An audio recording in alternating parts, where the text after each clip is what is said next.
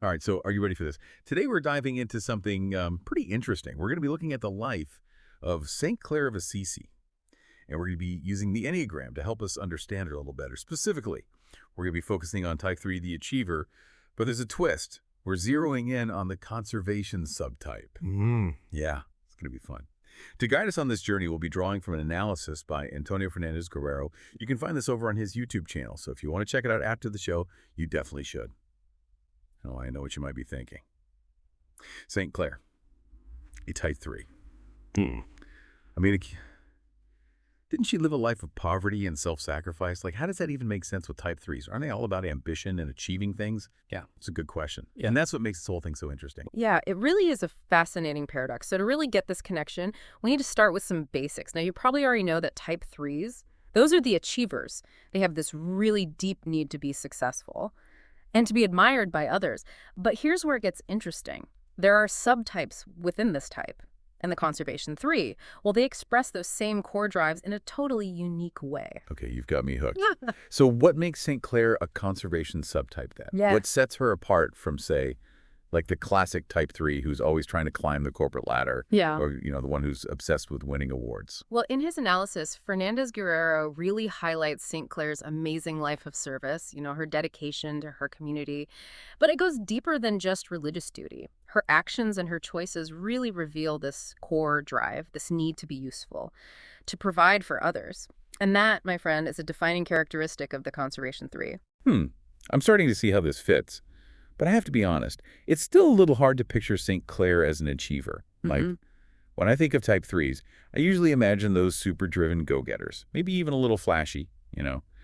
But St. Clare chose a life of humility.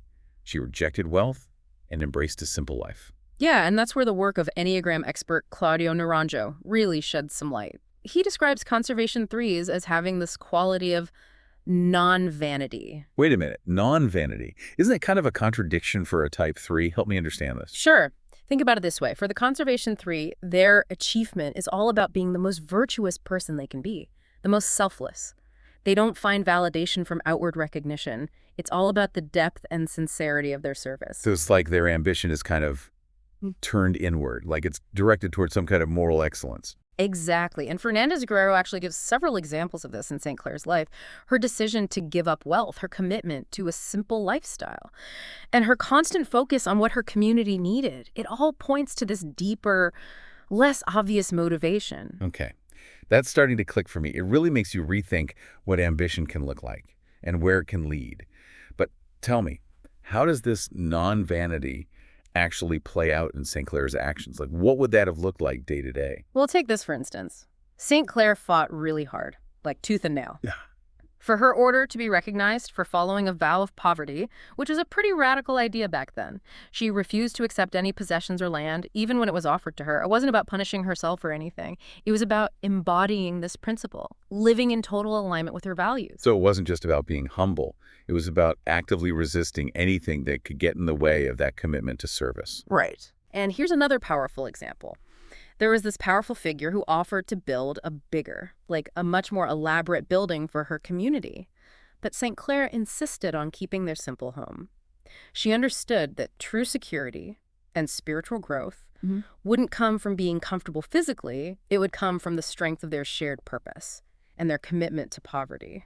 So it was almost like she was building a fortress of virtue, creating a secure environment for her community, not with physical walls, but through their shared values and their dedication to their mission. Yeah, that's a great way to put it. It really captures that unwavering focus on a higher purpose, a purpose that went beyond any personal desire for comfort or recognition. And that focus. That unwavering focus brings us to another key trait of the conservation 3, their need for control. Okay, now that sounds a little more like the achiever we're used to hearing about. It does, but again, there's a really important difference here. For the conservation 3, this need for control isn't about having power over others, it's about creating security and order, building a predictable environment where their community can really thrive. And it's through this meticulous control, this Yeah. really close attention to detail, that they excel in whatever area they've chosen. Like Fernandez Guerrero mentions how St. Clair used her organizational skills and her leadership to get through some tough times. For instance, when there was a famine in Assisi, she came up with this system of rationing and distribution. It made sure that everyone in her community got their fair share, even when things were really scarce. So she wasn't just a spiritual leader then. She was a practical one, too. Sounds like she was great at creating systems that worked, even under pressure. Oh, yeah, absolutely. And this leads us to another interesting part of the Conservation 3. It might surprise you, their commitment to self-improvement. But remember, for the Conservation 3, it's not about ego or personal gain. It's all about refining themselves so they can become more effective at serving others. Oh, I see. So their personal growth is always focused on a bigger goal. Uh, They're not striving to be the best just to brag. They want to be the best they can be for a reason, for someone else. Exactly. It's like they see themselves as a tool that needs constant sharpening, Hmm. so they can better fulfill their purpose. That's a really interesting way to think about personal development. And it actually reminds me of something else Fernandez Guerrero brings up, the Conservation 3's tendency to become role models. Yes. St. Clair's life became such a powerful example, not just for her own community, but for the whole church. And it wasn't because she was looking for fame or recognition. It just happened naturally because she lived her values so authentically. Precisely. She inspired others through her dedication, her selflessness, and her unwavering commitment to what she believed in. She wasn't trying to be a role model, she just was one. This makes me think about all the quiet leaders we meet in our own lives, the people who inspire us, not with big speeches or showy actions, but through the things they do consistently, their quiet strength. I wonder if we're seeing the Conservation 3 at work in those people. It's definitely possible, and it reminds us that leadership doesn't always have to be loud or flashy. You can find it in those who lead by example, who inspire us through their service and their unwavering commitment to something bigger than themselves. Yeah. So if we change our perspective a little, if we look beyond that stereotype of the ambitious go-getter, maybe we'll start to see the influence of the Conservation 3 everywhere, even in the quiet corners. That's the beauty of the Enneagram. It helps us understand ourselves and other people better, with more nuance. It helps us see patterns of behavior that we might not have noticed otherwise, and to appreciate all the different ways human motivation can show up. I'm starting to see how the Enneagram can really deepen our understanding of history, too. It's not just about dates and events. It's about understanding why the people who shaped those events did what they did. Absolutely. And in the case of St. Clair, it shows us a really amazing example of how ambition can be channeled towards selflessness and service and create a legacy that continues to inspire people, even centuries later. It's a powerful reminder that true leadership doesn't always look the way we expect it to. Sometimes it's the quiet, unassuming people who are making the biggest difference. And that brings up an important question. If we change how we think about success, could we find more Conservation 3s all around us, quietly making the world a better place? That's a good question to think about. Huh? Maybe we all have a little bit of the Conservation 3 in us, a potential for selfless service. That's just waiting to be discovered and expressed in our own unique ways.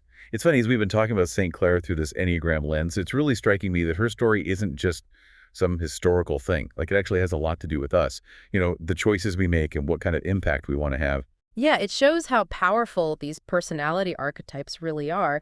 The Enneagram isn't just about figuring yourself out. It's a tool to help us see those timeless patterns, the ones that show up in human behavior over and over again. Exactly. It makes you wonder, if St. Clair were alive today, what do you think she would be drawn to? What kind of work would fit with her Conservation 3 drives? Well, with her dedication to service and her strong leadership skills, I could totally see her leading a nonprofit, maybe tackling things like poverty or social injustice. Yeah, I could see that. Or maybe she'd be a leader in environmental sustainability, working to protect the planet. Absolutely. Or maybe she'd find her place in education, inspiring young people to be compassionate and make a difference. It's fun to think about all the possibilities. It really is. It reminds us that we all have the potential to do something meaningful, no matter our background or our circumstances. It's about tapping into those things that drive us, those values that guide our actions. That's what St. Clair's story really shows us. It's not about being a saint or being religious. It's about that human capacity for selflessness. It's about doing things, taking action for a purpose that's bigger than just our own needs. It makes you look at your own life, doesn't it? Are we building those fortresses of virtue in our own ways? Yeah. Are we using our ambition, our desire to be effective, to do something that really serves others, Yeah. something that helps build a better world? Those are good questions to ask ourselves. And like we saw with St. Clare, the answers might surprise us. Sometimes the most impactful things come from quietly, consistently dedicating yourself to something bigger than yourself, not from chasing awards or attention. So well said. Yeah. This deep dive has really given me a whole new way of looking at St. Clare, at leadership, even at the Enneagram itself.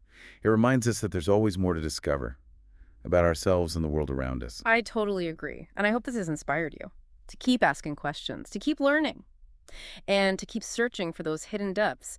You never know what amazing insights you might find.